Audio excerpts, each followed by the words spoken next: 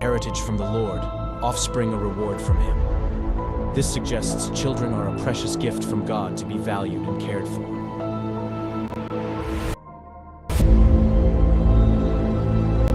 In the United States, a child a minute is taken into DHS, CPS, and so on custody. The reality is their picks are already selected, you just don't know it. Perfect no longer matters. It's what the adopting families are.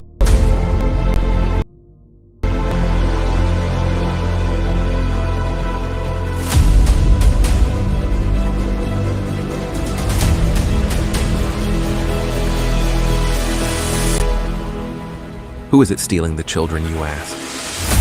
From caseworker to the White House, the buck stops at all levels, just not where it is supposed to be. The services your family needs, we the people have paid for to ensure your reunification.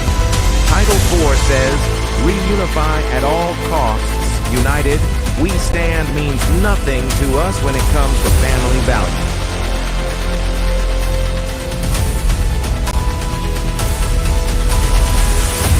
Children are being ripped away from their families. Parents are reverting to addictive behaviors to cover the pain. The trauma caused by child removal is being recognized, and the results are termination of parental rights is not healthy for anyone, but profitable for the people and for life.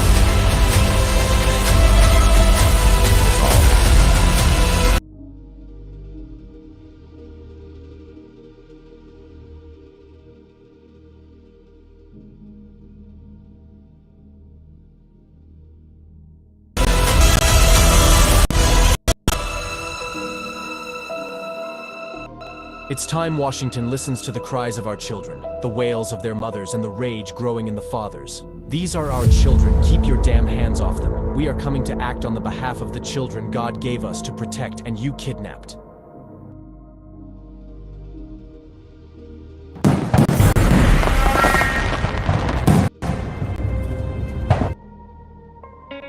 In the United States, CPS makes upwards of $3 billion per day on trafficking and selling our children. Caseworker, but goes through the judicial system, past the Senate, and into the White House. The entire system has a hand in the business known as CPS.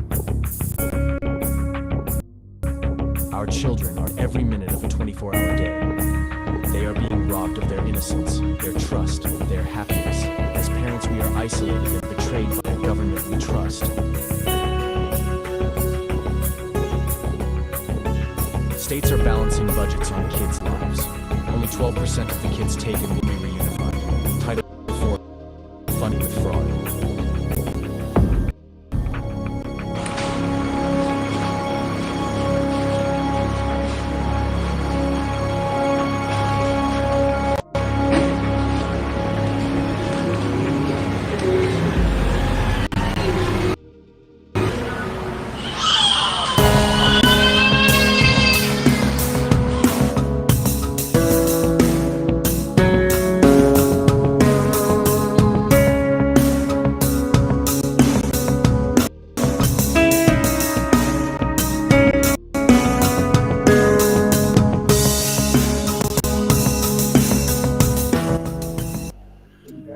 All right, everybody, welcome to this Tuesday night CPS Victims Hunting for Justice. I'm your host, the CPS Punisher, and we have a...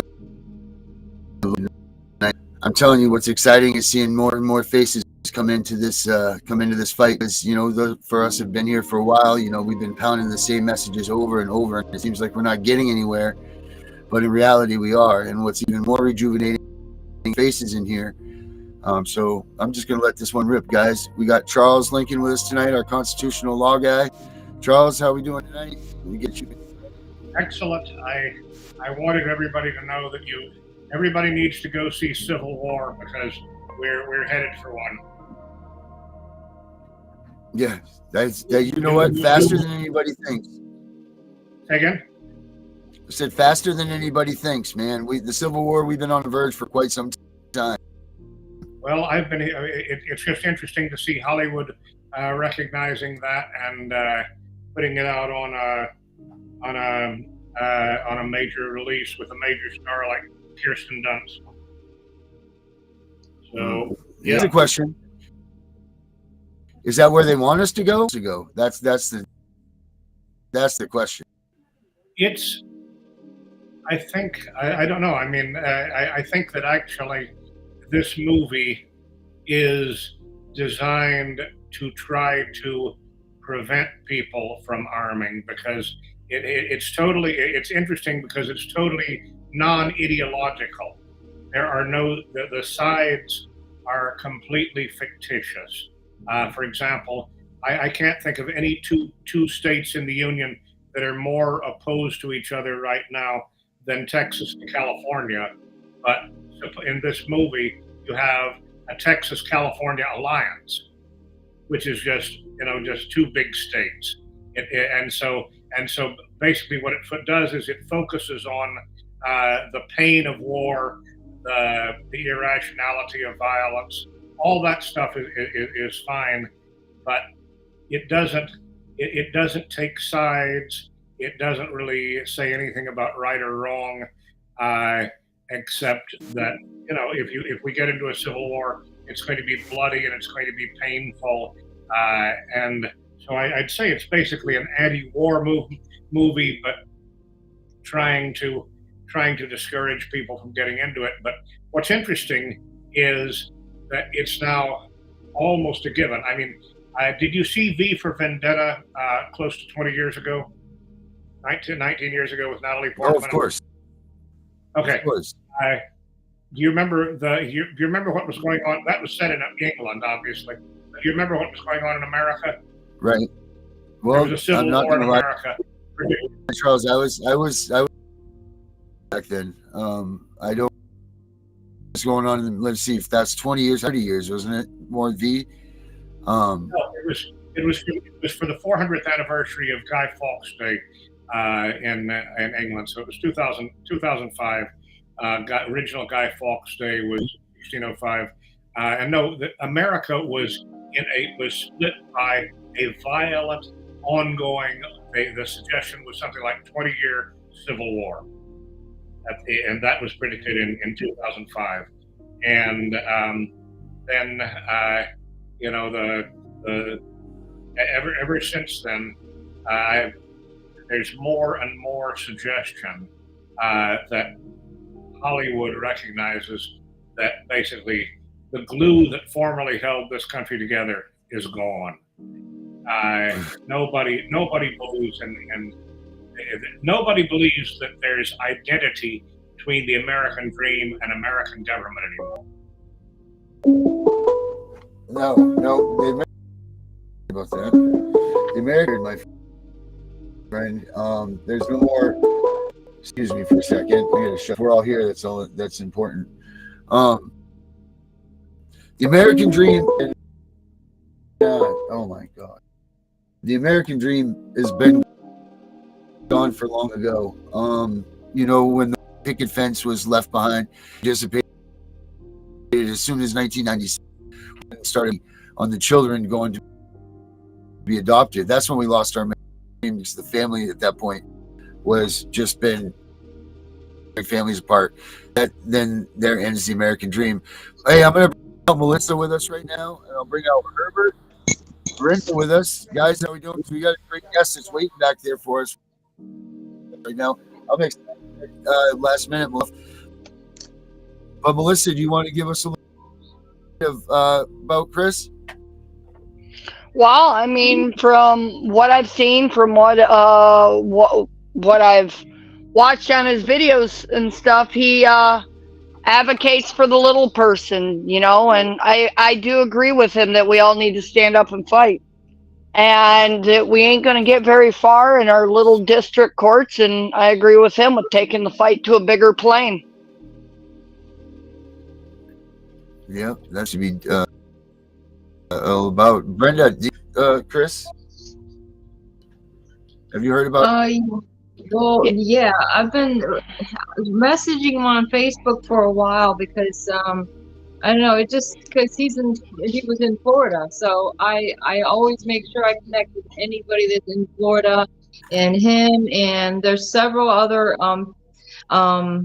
kids not several other parents fighting for their kids over in that area. And I think he's just doing a great job. I just like, and the first time I watched he was actually singing a song.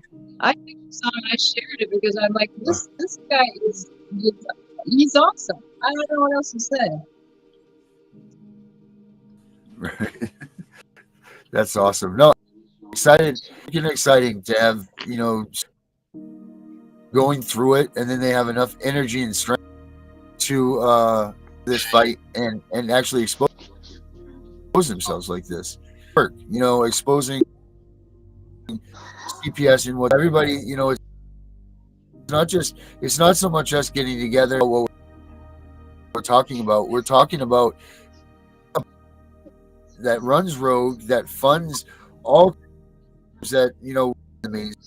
I mean, I'm a true believer that our entire country, as far as state budgets and everything go. I mean, the state budgets boxing and they work out with what CPS does. It's and the amount of kids that have been taken, and you look at your state, you'll notice that incline also shows an increase of adoptions. Too much, coincidence. I don't believe in coincidences, but it just seems funny that each state just this money, but yet there's more and more kids taken into custody. Let me bring Chris out here. Let me, you got him there? There we go. And there is a reason for that. There is a reason for that. Man, just keeping the fight strong. So, Chris, where are you located in Florida? I'm just curious. Well, actually, I fled the state of Florida. I'm no longer there. I am currently, there's a writ of bodily attachment against me for the ransom of $4,000 or 6 months in jail for not paying child support. That's above and beyond what I could ever possibly pay. And that was calculated fraudulently, and through the theft of my children and the complete denial of any contact with them, fraudulent records that were entered into the court that falsely purported my income as being higher and my ex's income as being higher or lower in different cases for the purposes of creating a child support debt that was above and beyond anything I ever could possibly pay. And they do these things because they're in the business of trafficking human beings. They know they have a scheme. It's a scheme that's been working for years. They have a targeted population, and once you become one of those marked targeted people, they come after you for your whole life. And that's what happened to me. As a child, I was living, initially, obviously, it was with my mom, who was a very abusive and narcissistic individual. And I was tortured and abused throughout my childhood by her and her future spouse later on also, until I was finally put into foster care, not for abuse, but for neglect or for abandonment. So it took, even though I was constantly making reports of the torture that I was being subjected to, and that was getting me absolutely nowhere. DCF was not intervening. My family didn't believe me, and then it wasn't until she abandoned me that I went into foster care, and that's when I got to see what foster care was all about.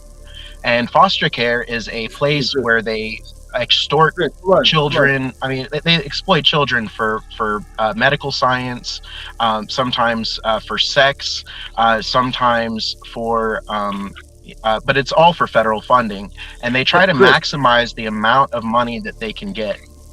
So, Hey, Chris, in hold all on. these I'm cases, sorry. I'm sorry I was interrupting you there, but did you say that you were calling help for yourself to get help? Yes, trying to get help. Yes. So you were lesson and trying to get help in your situation, and they weren't coming to your rescue. No, they would not. Oh my God. So it wasn't until I was abandoned that I went into foster care. Hey, Darren, So how don't did you they even remember take me? it? Darren, don't did you they say remember not me sick? telling you?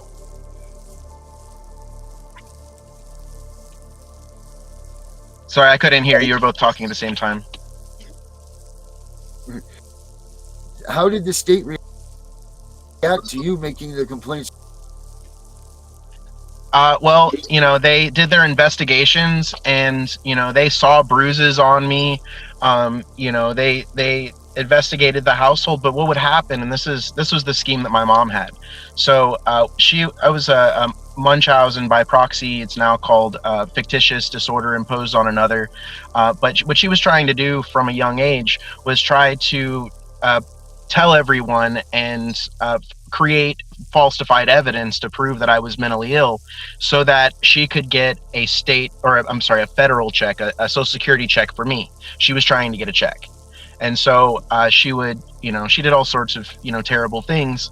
And then for the purposes, and then record me. She'd grab her camcorder and she'd record my reaction after she did, terrible things, and try to use that as evidence that she had a mentally ill son, so she could just get a Social Security check. When what really happened is she had a, highest intelligence, in the possible child, and instead of nurturing that, she was trying to exploit me, and it's disgusting. But anyway, so when they finally did intervene, it wasn't until I was abandoned, and the circumstances behind that abandonment are absolutely appalling. But basically, I was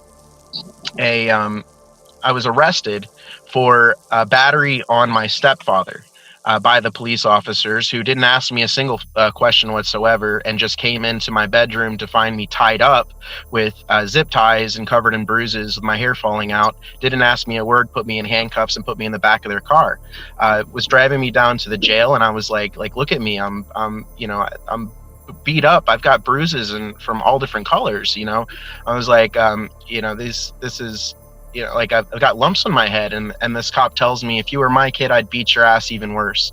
So, these children don't have any rights. Nobody ever asked them what's going on with them. They just ask the parents, and whatever the parents say goes, unless it's a state agency that's choosing to intervene. And, and that's when it's, somebody else's word. But what word is never heard is the child's. And that was the case in my situation. And so I got to the Juvenile Assessment Center at the Juvenile Detention Center, and that's where they assess you before taking you in and booking you. And when I was assessed, I'm just standing there like this, just like clumps of hair falling out of my head. I'm like showing this person, I'm like, I got bruises. These are old bruises. These are new bruises. I was like, feel this. There's a giant lump on my head here and another one here. And I'm like, I didn't do this to myself. I've been being abused and tortured for years, but nobody listens to me. And so that person that day finally listened to me, and they put me in a separate area instead of putting me in the jail. And they called a place called Daniel Memorial, or no, it was the Youth Crisis Center, who was a safe place location, and they picked me up and brought me to that safe place. After the minimum amount of time, which is like 24 or 48 hours, they put me on release status. My mom refused to come pick me up, and that's when DCF took control after 2 weeks of her refusing to pick me up, and then my dad refusing also, and then my mom blocking them from allowing any other family members because she still had parental rights. She blocked any family members who wanted to take me from being able to take me out of what was going to be, and what it inevitably was, a very traumatic foster care experience in over 30 foster homes. So, but what they did is, later on in my life, once I had a child and I was in divorce court, they used my foster care history and the verified abuse that I went through as a child, they used that against me to try and say that my children should not have any contact with me because I was verified abused. And and that's absolutely disgusting, because what I did when I got out of foster care, because of the injustices that I endured, I at 16 years old, I was a nonprofit executive. I was voted onto the board of directors for the Community Partnership for the Protection of Children in Jacksonville, Florida, and they trained me in parliamentary procedure and starting and managing nonprofit businesses in leadership, mentorship, and started me on a career where I was a national public speaker advocating for child rights between the ages of 16 and 19. And then I became a dad. And but at 18 years old, I started being targeted by police. And I was pulled over and harassed and constantly searched, without any probable cause or reason or rhyme, over and over and over again. I had jump out boys pull up to me while I was standing at the bus stop. I mean, these people were harassing the absolute shit out of me throughout my childhood, and it ruined my advocacy career. And it also led to me being white-capped out of the town that I was living in by corrupt police officers who showed up at an apartment complex while I was signing a lease.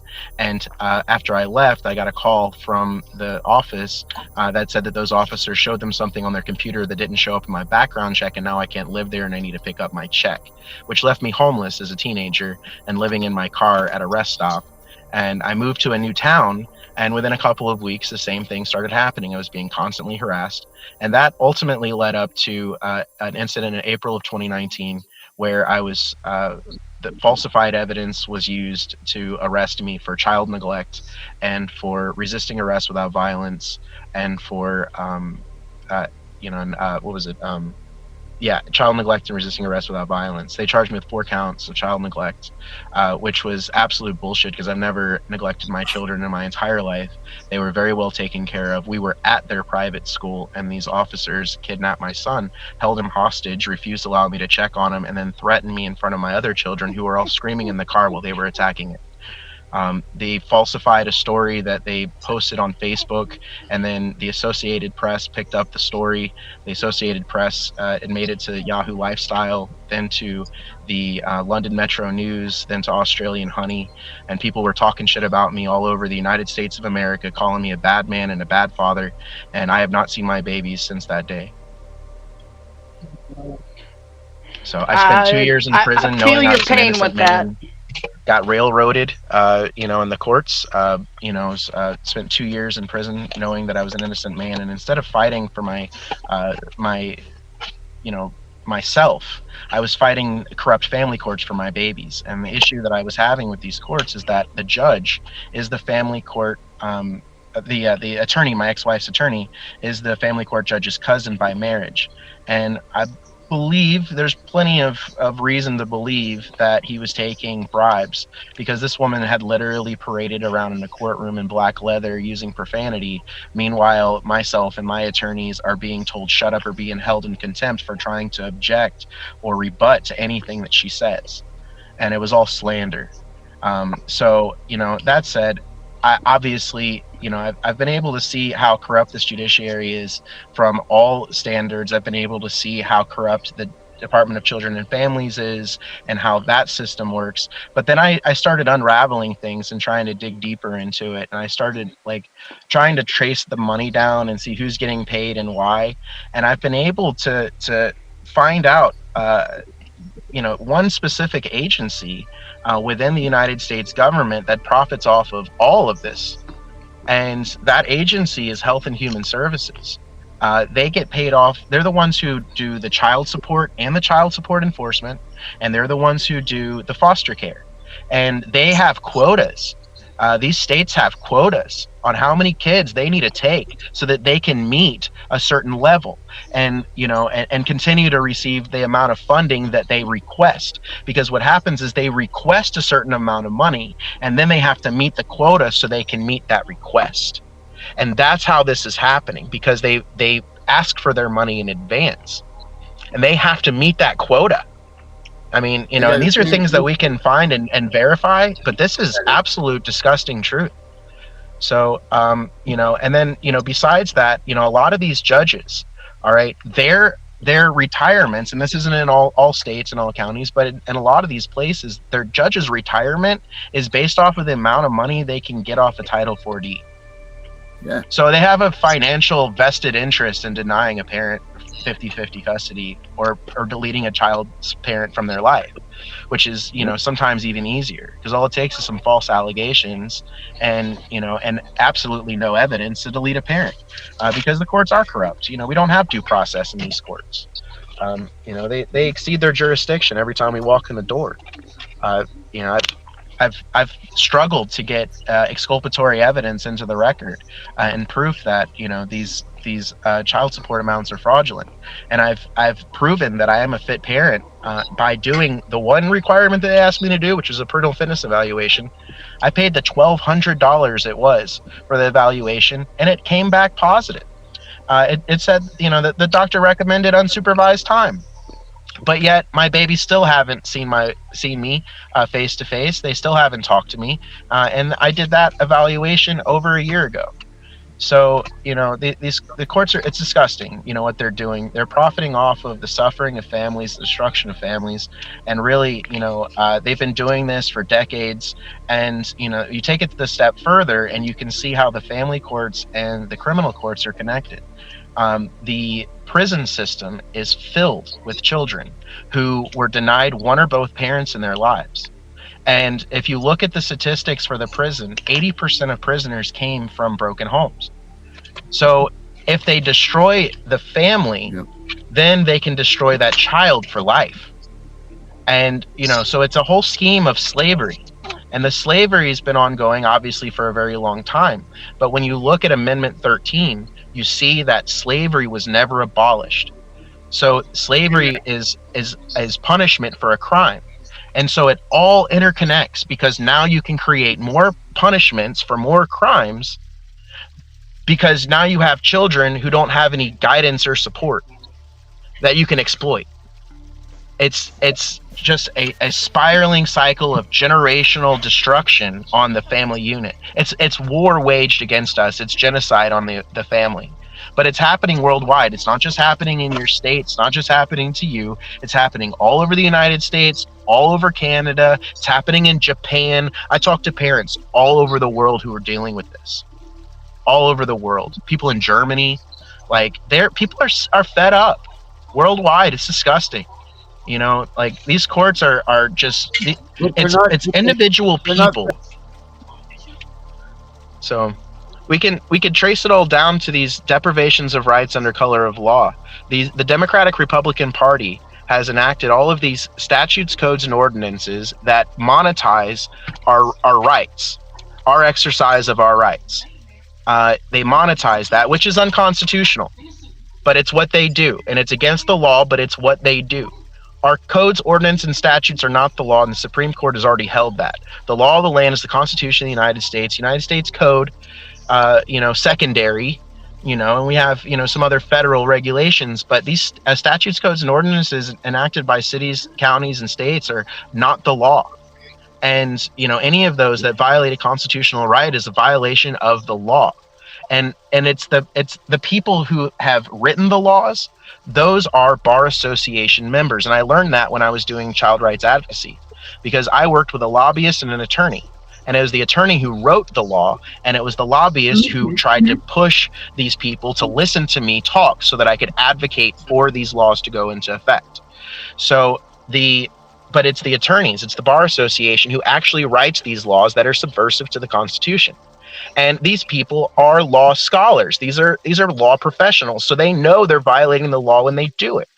But there is a scheme within the bar associations at all to maximize profits by exploiting as many people as possible in as many ways as possible.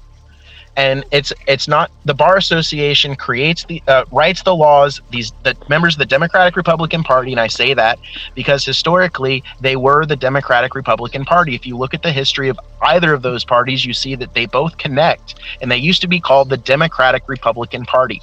They are still one party, and they've been working together to deceive the people and violate our rights for profit.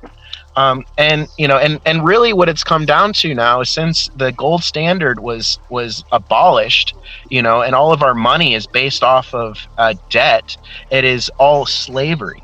So there is no true wealth. Every dollar is based off of debt. It's all borrowed money, and it's all borrowed with interest. So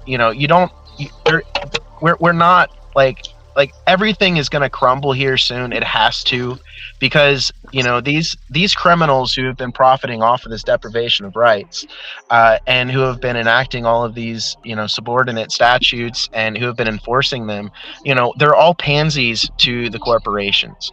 And that's really what it comes down to. These people are pansies to the corporations and to the Fed.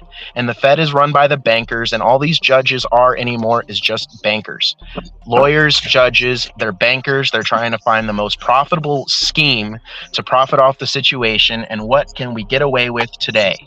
And that's really what we're dealing with right now. There are no courts of law. There is no justice. The blue wall of silence is the secret code amongst officers that they will not rat on each other when somebody, one of their people, and that includes the Democratic Republican Party, and that includes the Bar Association members, which includes the judges and attorneys. The blue wall of silence protects all of them from prosecution and from arrest. It's why the FBI will not listen to our cries. That's why the DOJ says that they'll do things, but they don't.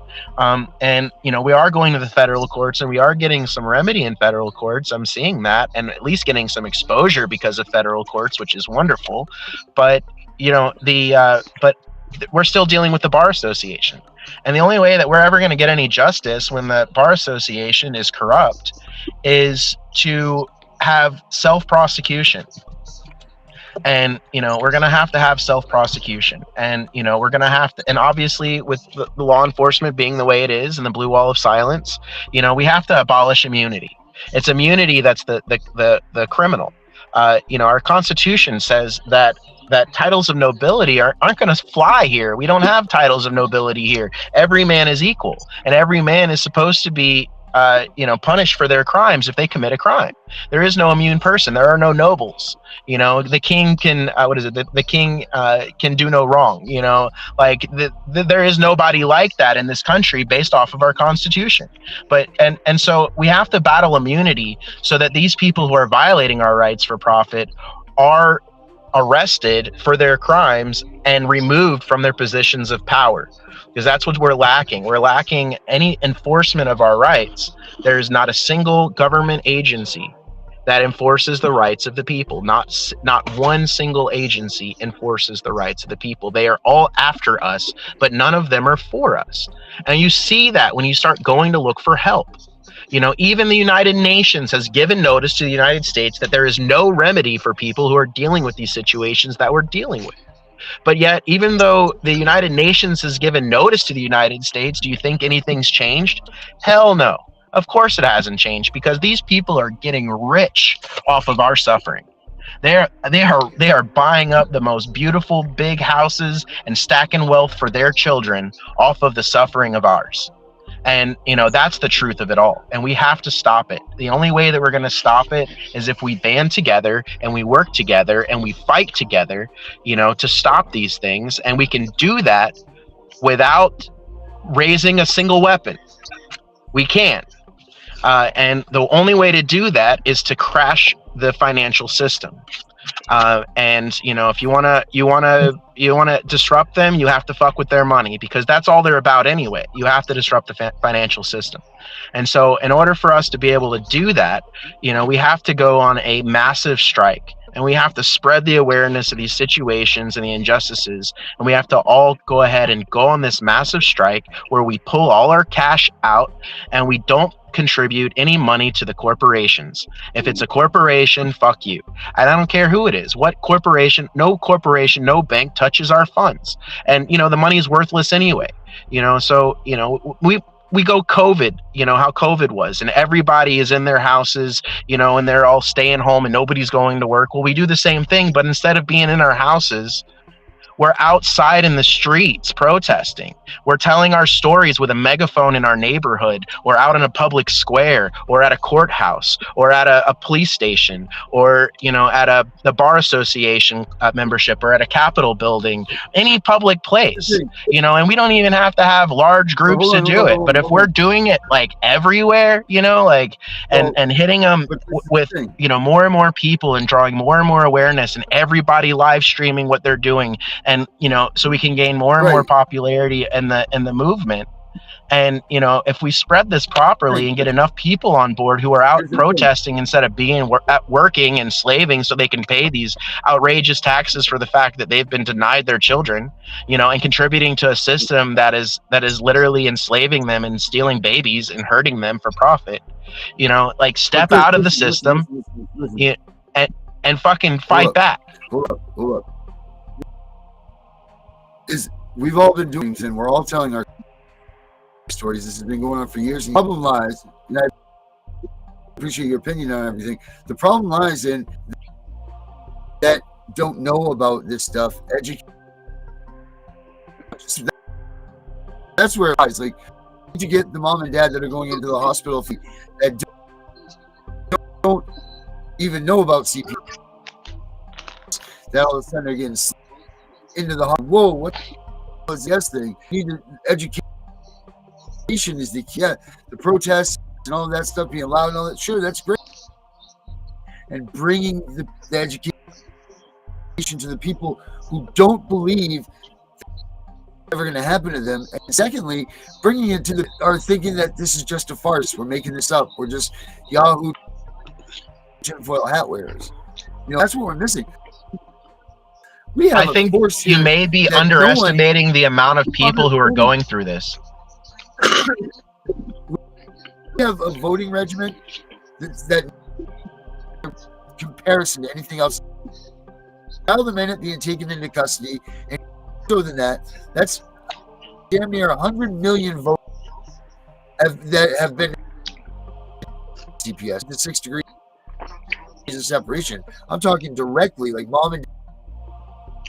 It's probably rallied those. Just those people alone, you're absolutely coming out to those. Why aren't they coming out and saying anything? Because the system has destroyed them. They've put them into an isolation. They've made them feel like they're completely obsolete to society. Not to mention just the trauma and the depression and all the other stuff. Just take your kid. Forget about the stigma and the fact alone that you're devastated. You can't want to make anybody feel any have passed away. I'm not trying to make this comparison. I've never lost a child directly that I know this, but it's damn hard losing a child to CPS, knowing that your child is still wondering where you are, wondering what's going on, all of this stuff. It's like you get to put this to bed. Your child has a grave they have earned, and you can relish with the memories and everything. They're great. They're Hell, wonderful. you could go visit them anytime. You're absolutely right. Right. So I agree with the big system scenario, absolutely. But I've been right. But families are afraid to speak out. Right. Man, keeping it simple. That's the rule we've got to get back. Well, it's working exactly the way it was intended to.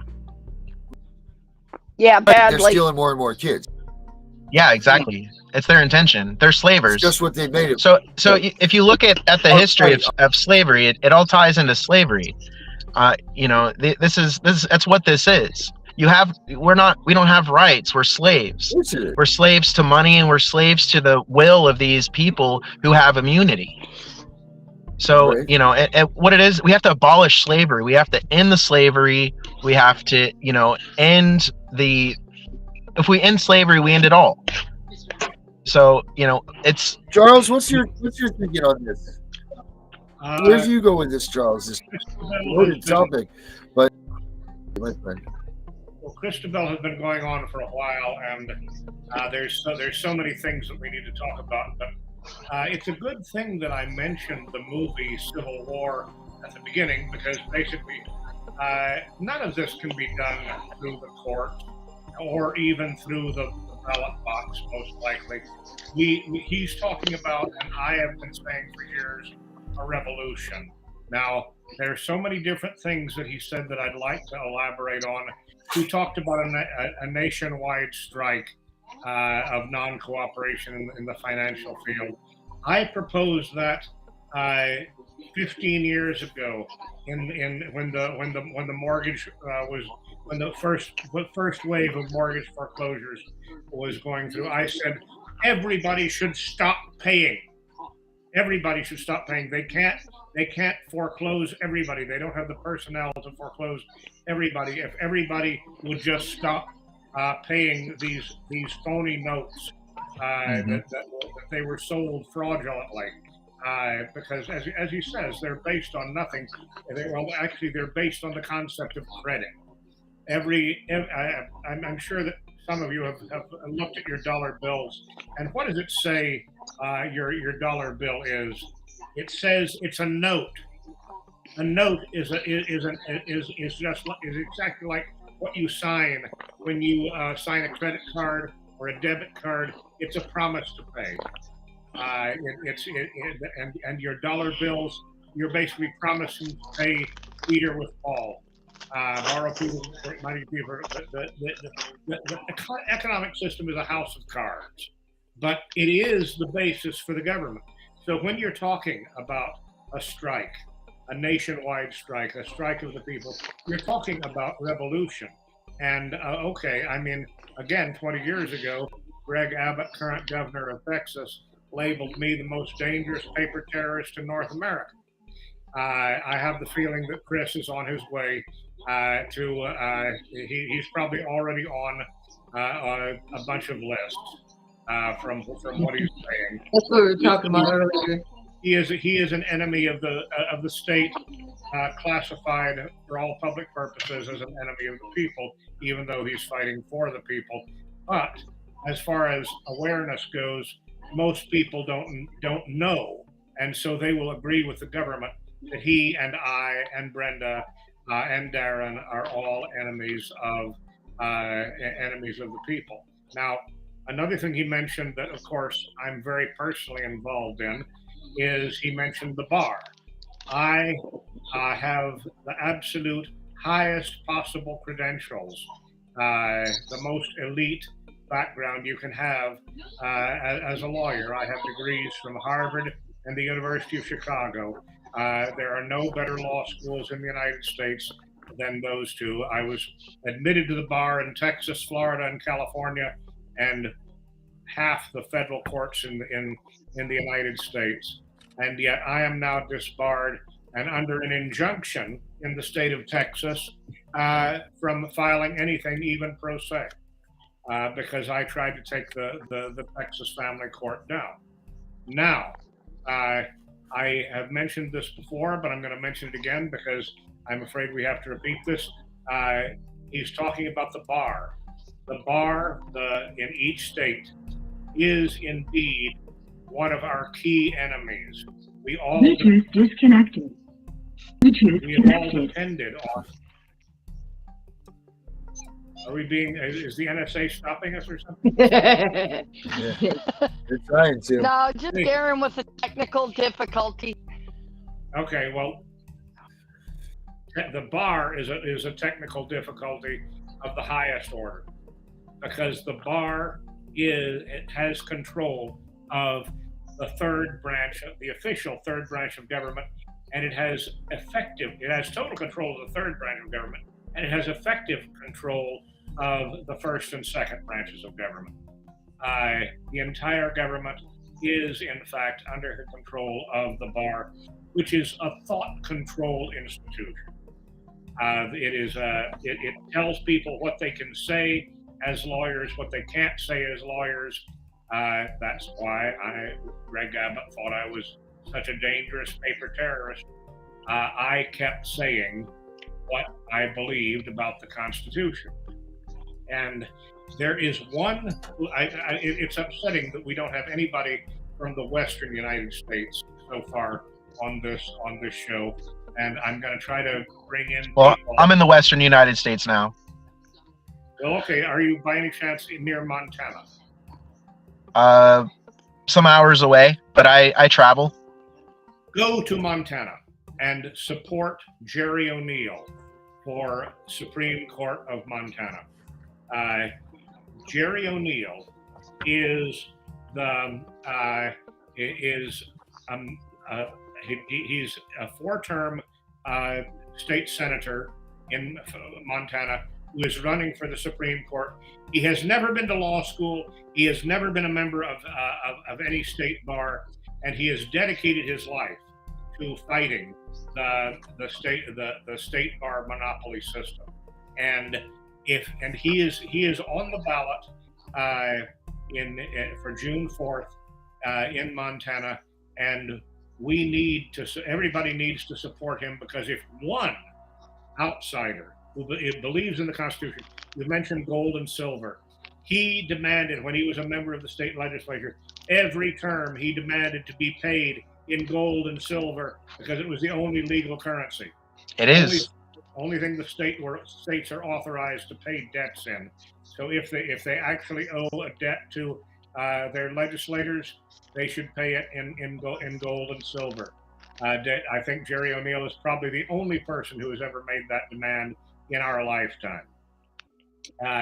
So it's of paramount importance to realize that there is one person out there. He's never, unlike me, he's never been targeted, never been criminally prosecuted, never been disbarred because he was never a member of the bar. He's going to be 81 on May the 10th. God bless him, but he's in better physical shape than I am. And this is an opportunity. This is an opportunity for the people of Montana to start through the ballot box a form of revolution. It's I don't know what they will do. Maybe they won't count the votes, which seems to be the technique nationwide these days. But if they do count the votes, I think that there's an excellent chance that Montana could have a non-state bar justice sitting on the Supreme Court. And if he is elected, I will certainly support him in every way I possibly can. My education is only worth anything to the degree that I use it to fight the system. And basically, what you say about the 13th Amendment is absolutely true. The 13th Amendment in the Civil War did not abolish slavery. What they abolished was private chattel slavery, and they turned it over to state government slavery. And okay, I know I sound like a broken record when I keep saying this, but it all goes back to the Communist Manifesto of February 1848. Abraham Lincoln and Karl Marx were very close pen pals. They never met, but Marx supported Lincoln 100%. And another aspect of my cousin's government in the 1860s is it was supported by thousands, tens of thousands of German communists who left Germany after 1848 and came to the United States and formed the Republican Party. Now, you're a little bit off on what you're saying about the Democratic Republican Party. The Democratic Republican Party was the party of Thomas Jefferson, James Madison, James Monroe, and it was Andrew Jackson who really changed the name from Democratic Republican to the Democratic Party. And the Republican Party of today is the descendant of the Whigs. And the Whigs, in turn, were the descendants of the Federalists. And the Federalists were the party of the bankers. Alexander Hamilton, the first Secretary of the Treasury of the United States, also was the founder of the Bank of New York. Any of you who've been involved in foreclosures out there. Your note may have had, the bank, the fingers of the fingerprints of the Bank of New York on it somewhere. That is Alexander Hamilton's bank. That is the Federalist Bank. That is the bank, basically and another insight I have into all this is that Wall Street was created largely to support the Bank of New York and the Federalist Party. Wall Street needed a law firm, and as it happens, my first non-governmental job when I graduated law school was with the very first, the oldest Wall Street firm, Cadwalader, Wickersham and Taft, which is the firm that wrote the key memoranda on how to design the modern mortgage system in the 1990s. And so, I mean, I have seen all of this, and all I can say is I pray that people will contribute to Jerry O'Neill's campaign. That he will somehow become elected, because he's the only person I know nationwide who is really trying to break that bar monopoly that you're talking about, and that is in both the family slavery system and the mortgage slavery system, the credit slavery system. When you go back to the history of civilization, you'll find out that the earliest forms of slavery were debt slavery.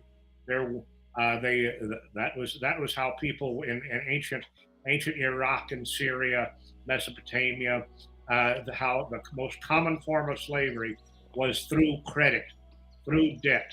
That is how one group of people reduces others to slavery.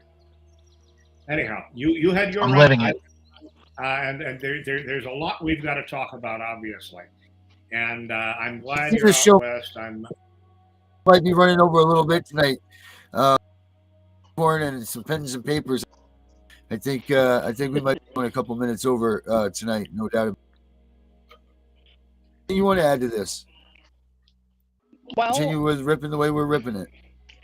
Well, to second what Charles was saying about voting someone in somewhere to where we have a non-bar in a court, I think that will open up for a lot of very, very intelligent non-bar people to start petitioning and fighting and doing what they have to get themselves in line in other states. So that hopefully, right. I mean, it probably won't happen all within our lifetime, but hopefully the people can start taking back the courts and start taking back the system step by step. I just want to interrupt you for a second here. I apologize, but I would say if we don't do it during our time, it probably can never happen, because we are the last that is going to have the freedom and the ability to use the internet at all to advocate these positions. I commented that I attended the University of Chicago Law School in addition to Harvard. And one of my professors at the University of Chicago was Cass Sunstein. Cass Sunstein is now at Harvard, and he is one of the foremost advocates of using the internet to suppress to suppress freedom of speech. The Clintons started this, and Cass Sunstein is a so-called constitutional lawyer who is working his best to suppress the internet, because the internet is in fact the key to everything right now. We are only able to have this conversation because of the internet. My good friend Sam Dixon in Atlanta comments on how in the 1960s and 70s, people who understood what was going on basically had to write each other letters, and there was no easy way to get the word out about what was going on. We have opportunities like this, where the 4 or 5, 6 of us scattered from New York to somewhere out west, down to Louisiana, and up to Maine. We can all talk to each other and we can spread the word. But if we don't work, if we don't achieve this in our lifetime, I hate to, sound Jungian or mythological or something, but I think we're basically facing many millennia of slavery, and there will be no escape, because the powers that be used COVID, among other things, as a test run to see if they could govern the entire world, and it was successful. The trial run worked. That I still have friends who are Maya Indians in Mexico who live in thatched huts without modern conveniences on the whole, but they do have telephones and televisions, and they were all required to wear masks in the middle of the tropical rainforest, and they were required to get vaccinated.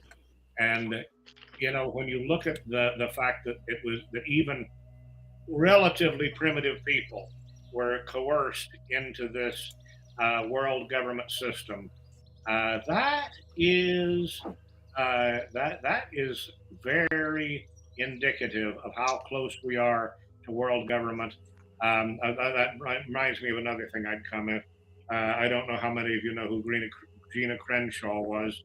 Gina Crenshaw was a friend of mine and a great constitutional advocate. But she and I parted company on one issue. She wanted to get the United Nations. She was responsible in part for that finding that you were talking about, that the United Nations found that there was no remedy for judicial oppression in the United States. But I guarantee you, we don't want the United Nations taking over us. We don't want people from Iran and Afghanistan under the Taliban and basically dictatorships all over the world telling us how to reform our system. We don't want to end up with Sharia law. Well, we've been, what we need is actually, these issues are happening worldwide. This isn't just happening here. This isn't just the United States. It's happening all over the world. And that's why, worldwide we have to stand up. Worldwide we have to strike back, because these bankers infiltrated all over the world, and the Bar Association has infiltrated all over the world. And that's really, that's where the crime's happening from. It's between the bankers and the Bar Association.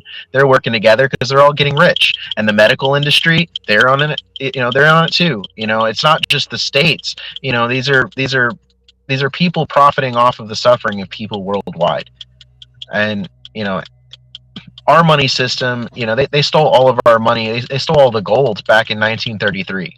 1933, the United States robbed all of the people under threat of arrest and stole all of their gold and gave them in exchange, some pieces of paper that have no value other than pieces of paper with some fancy print on it. And created a system of debt that enslaves every single person who's a member of it.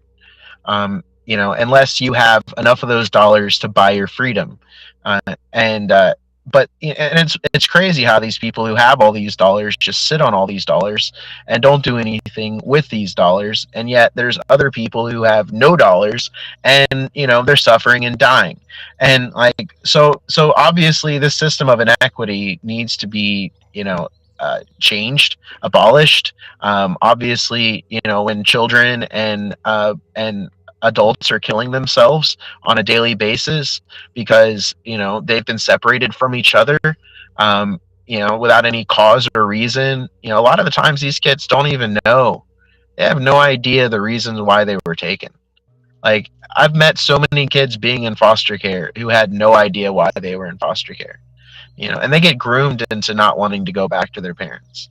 It's really sad, the whole system. So again, the agenda is to abolish. What is it they're told? This is a question we've never. And I'm only curious. So, like, I've been TPR'd and situation that I'm dealing with, and I know a lot of the people.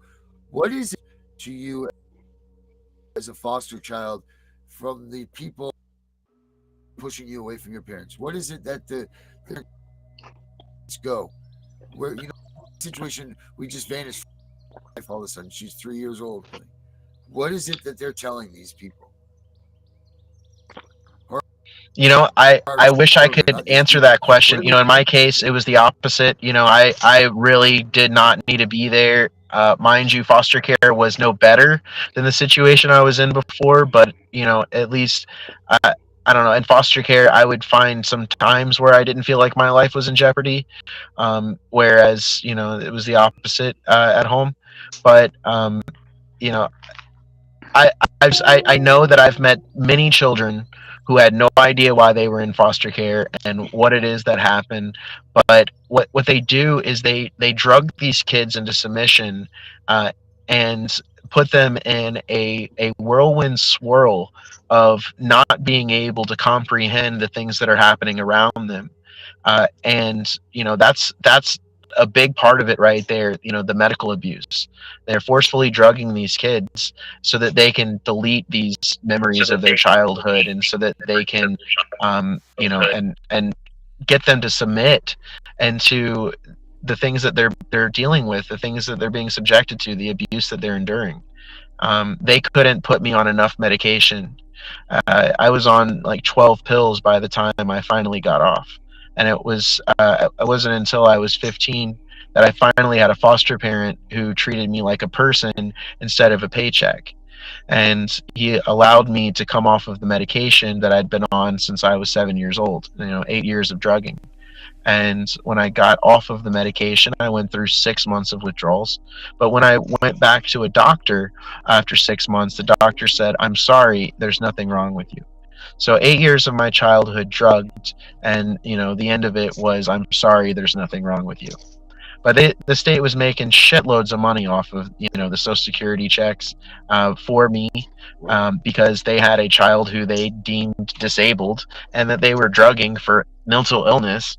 And that's their way of making money, and it's also their way of creating submission. So it's a double whammy. And then these kids, having been drugged their whole childhood and having been exploited and sold for sex and forced labor, because I was forced labor. I wasn't forced into sex, but there were plenty of weirdos.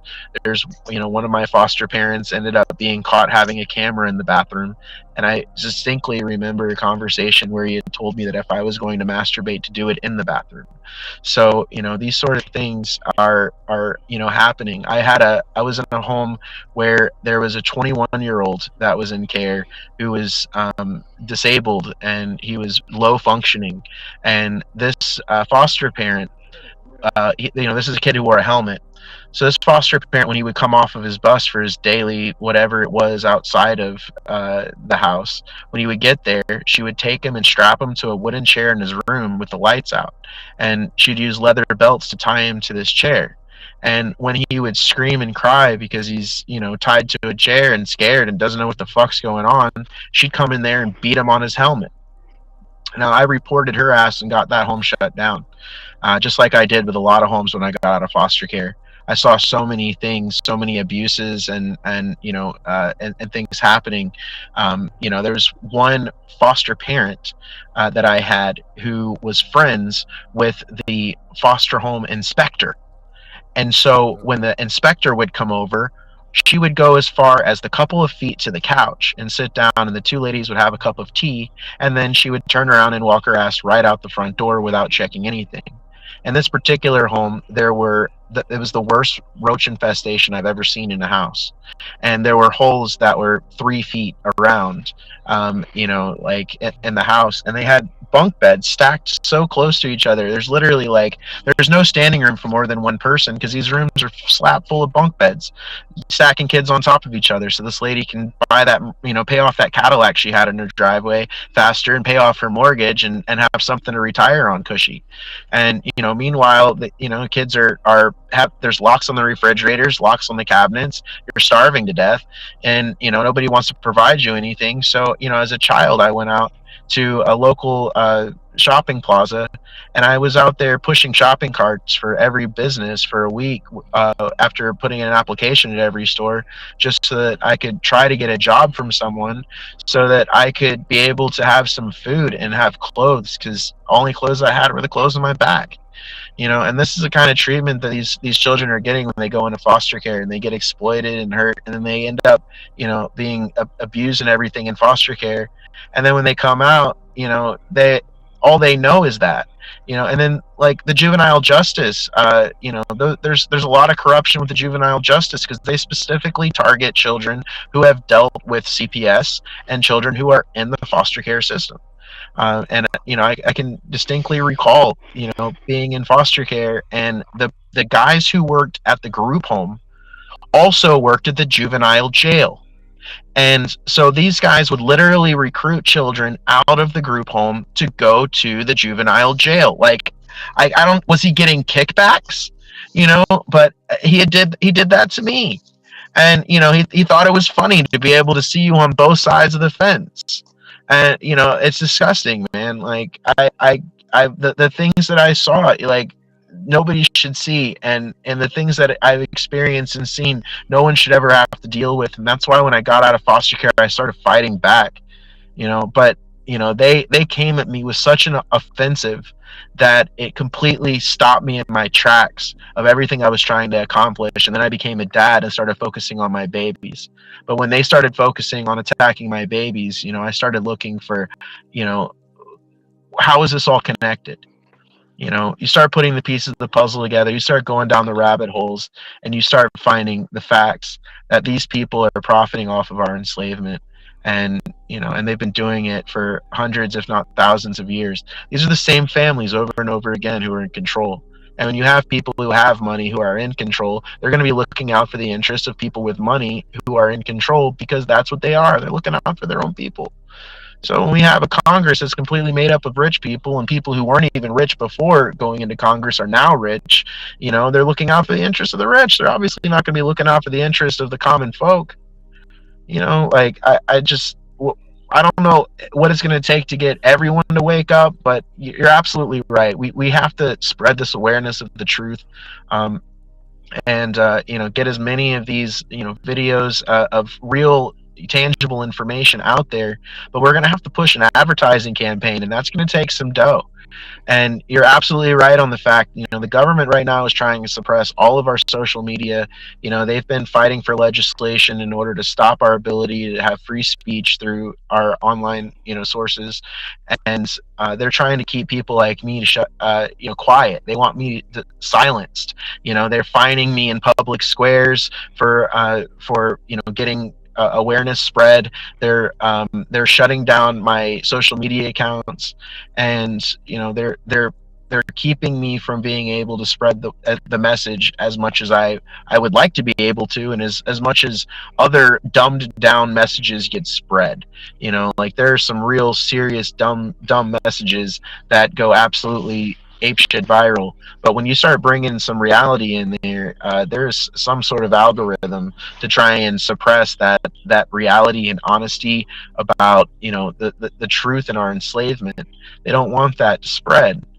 They don't want people to wake up. But what I've noticed, because I travel almost constantly, and I've been all over the United States, and while there are a lot of people who are asleep, if you go out into a public place and there are a lot of people around, and you start telling the truth on a megaphone, some people are going to wake up. And I've been able to wake up a lot of people at one time by going out into a public square in a tourist town on a Saturday. And that is something that's been effective. I've had people come up and hug me and crying, saying that I opened their eyes, that they were, in a bubble, and they didn't realize what was going on, but after hearing me, they were awakened. And and so that's why I feel like if we go out into these public squares, we might look like crazies, but so have every single person who's ever had a revolution, who's led a revolution. Every person who's been a party to a revolution was considered a tyrant, or I mean not a tyrant, but was considered a treasonous, and was considered crazy up until they won. And when they won, they became a hero. And and that's what it's about right now. If there is ever a cause to fight back, it's our children, our grandchildren, the future of our society as a whole, the strength of society, for our we the people. I mean, do we want these things to happen to our kids? Do we want them to happen to our grandkids? Do we want our do we want to live in slavery, or do we want to be the ones who stopped it? That's the real question. No, and I go ahead, Charles. I just say he's preaching to the choir here. I am. But we like I said, I mean, if you're out west, if you can make it to Montana, seriously, go up to Columbia Falls, Montana, and meet with Jerry O'Neill. Tell him I sent you, because he needs people campaigning on the ground with him. And even though Montana is, like, population-wise, one of the smallest states, big area, but very small population, to get a non-lawyer on the Supreme Court of the Supreme Court of any state would be earth-shattering. And he has always fought for, his own personal life. He fought for parental rights, and he won. That was how he got legally educated, was by fighting for his own family. And it's just, there are not a lot of people like him who are both have the wherewithal and the patience to go into politics as an outsider and still support the principles of the Constitution. He has no corporate backing. He has no millionaires behind him, and those are the engines that work politically. And it's just it is so aggravating to think that we the people are outside the government that is supposedly created in our name. I think that we've just got to realize what the odds are. And as my friend Sam Dixon in Atlanta, one of the most successful lawyers in Georgia, says, we need a bloody revolution which will make France 1792 and Russia 1917 look like a Sunday picnic. Heads roll and people have to be shot before this system will actually change. Yeah, I mean, it seems like that's the direction that it could head in if the people in charge do not peacefully surrender the government back into the hands of the people. Because that's really what it comes down to. We need the peaceful surrender. We need constitutional military officers, constitutional police officers, constitutional sheriffs to step on board with a movement to try and stop this tyranny that we're experiencing, this gross deprivation of rights, this child theft and kidnapping, the extortion, the racketeering that's happening. It's going to take strong men who are well armed. We need well armed militias of the people. That's a Second Amendment right. We do not have militias of the people. The militias are all run by the executive branch. The governors control all the militias. That's why we don't have any. That's supposed to be a job by the sheriff. Well, and you would think that, but unfortunately, the sheriffs have gatekeepers, and the gatekeepers keep you from being able to access the sheriff who has the ability to arrest the judge. So, it's that blue wall of silence garbage. But if we had well-armed militias of the people who are there to enforce the rights of the people who don't work for the city and for the state and for the county, who are making money and generating slaves and revenue for the state, but well-armed militias of we the people who go and arrest crimes against we the people. If we had that and we eliminate immunity so that no man who commits a crime against another man, regardless of title of nobility, as the Constitution says, there is none of that. We have to end that. There's no, like, it really can't be that way anymore. We have to stop it.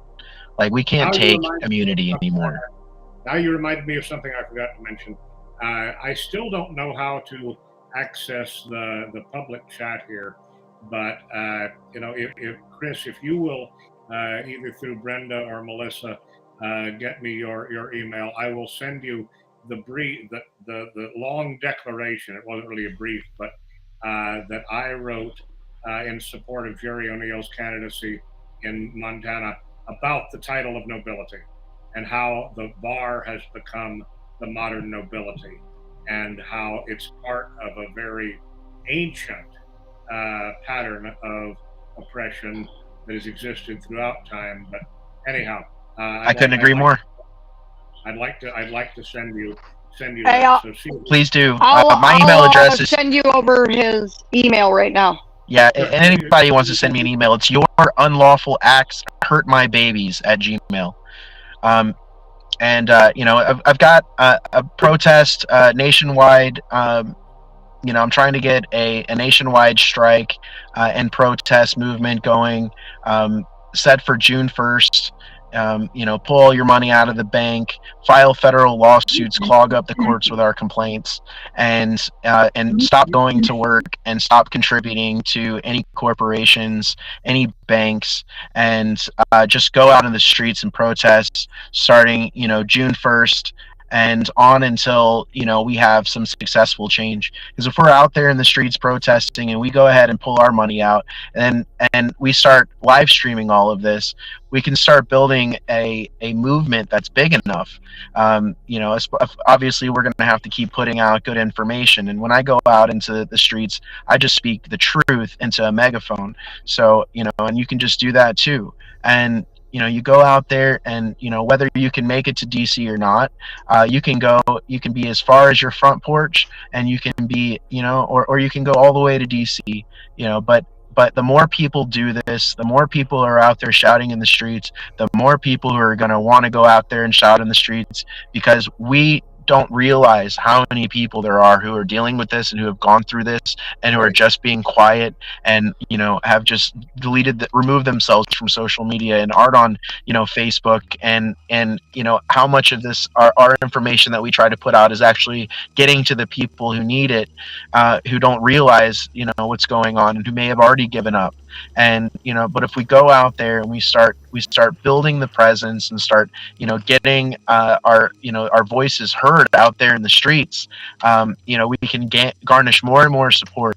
And, you know, the longer we do this and the more numbers that we get, we'll eventually have enough people to be able to do whatever is necessary. If they won't peacefully hand it over, we can go over there and just say, okay, you know, we're going to do this ourselves. And, you know, I would prefer it to not be that way, but it's so entirely corrupted into slavery, and it's completely anti-American. Like, the values of our current government and the leaders of it are the exact opposite of what the founding fathers had in mind. And the reason why we had the Boston Tea Party is it was over taxation. And, you know, here we are being taxed to absolute death and having our children stolen. You know, we need a revolution of that, you know, caliber, and that's what it's going to take. But does it have to be violent? I sure hope it isn't. I don't want a single more person to be hurt. But the fact of the matter is they are corrupt. We know they are corrupt, and they know they are corrupt. And so, are they going to, you know, stand down, accepting that we have discovered the truth and we are coming to them with the truth, because the truth is powerful? And if we come to them with the truth and the truth is powerful, and that, you know, it could lead them to say, okay, well, we value our lives more than we value this position of power. So, it could be a peaceful surrender. And, I want to hope for that. So, but we all know the truth, and our continuing to contribute into the system is only going to make it grow worse and worse, and get generationally worse and worse as more and more people get trapped up into these systems of slavery. You can see the statistics, you can see the numbers are growing, you can see the percentages of the population growing and growing, and the demographics growing and growing that are being affected by this. I mean, I'm talking people between, poverty and six figures a year, all dealing with the same thing. Their children being stolen and sold. They're, being denied, any or equal access to their children because there is a financial, something to gain financially from it. There's so many people dealing with it. We don't even know how many people. They won't ever tell us the real numbers. But what I do know is that child support is a $50 billion industry. $50 billion industry in child support. So how many people do you think it takes to make $50 billion in industry out of child support? I'd say there's a lot of us. So, and if you take those people who are dealing with the child support issue and you add them with the people whose children were stolen through child protective services, and you combine those numbers of people, that's a significant amount of the population. And if you think about it, a lot of these adults who may never have been divorced or had their children, taken by CPS, a lot of these adults had parents who were divorced and who were deprived of a parent because of a divorce.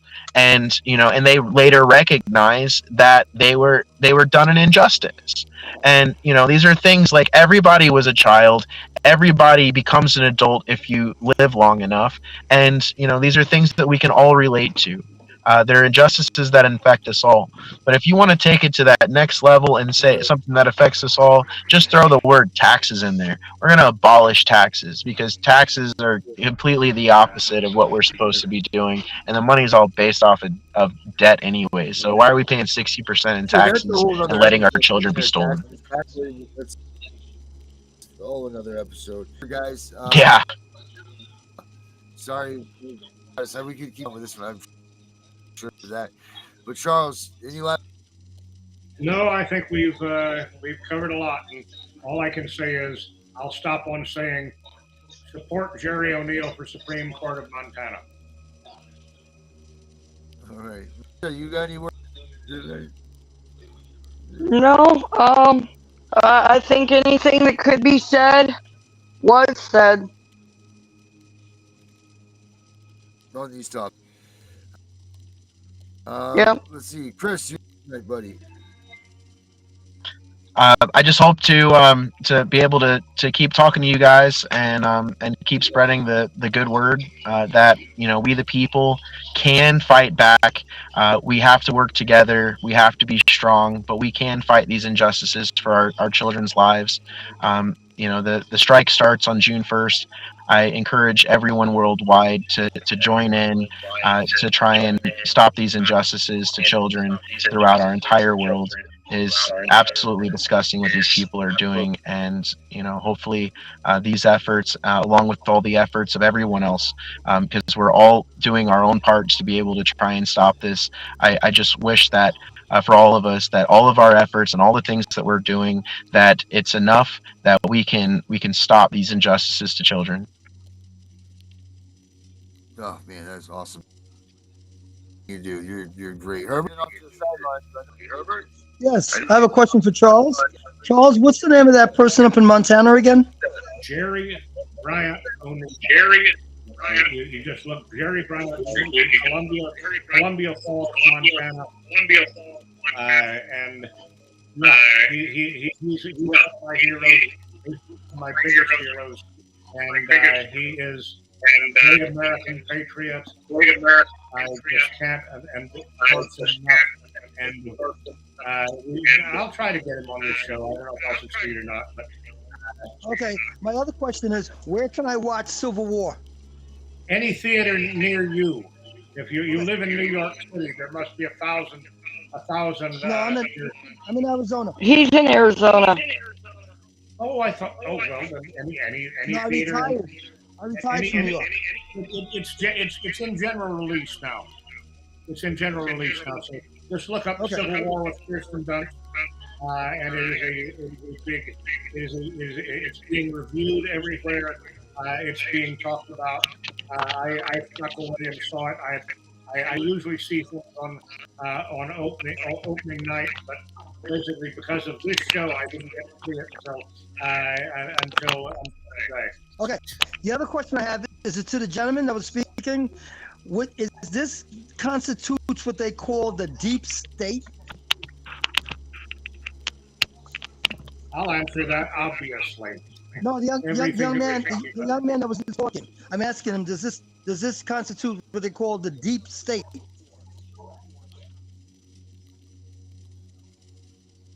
He seems to be gone, but I'm sure he would agree it does. Okay. Hey, that's it, Darren. All right, thank you all. We learned a lot tonight. We'll get you all tomorrow. Chris will definitely be in touch with you. No doubt.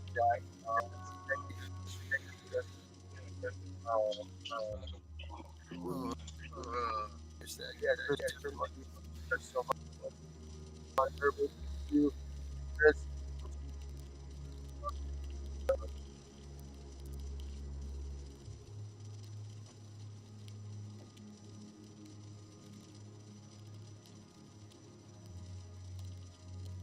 Yeah, well, you don't remember. Hey, look, that was a lot of information. That you look at this show again.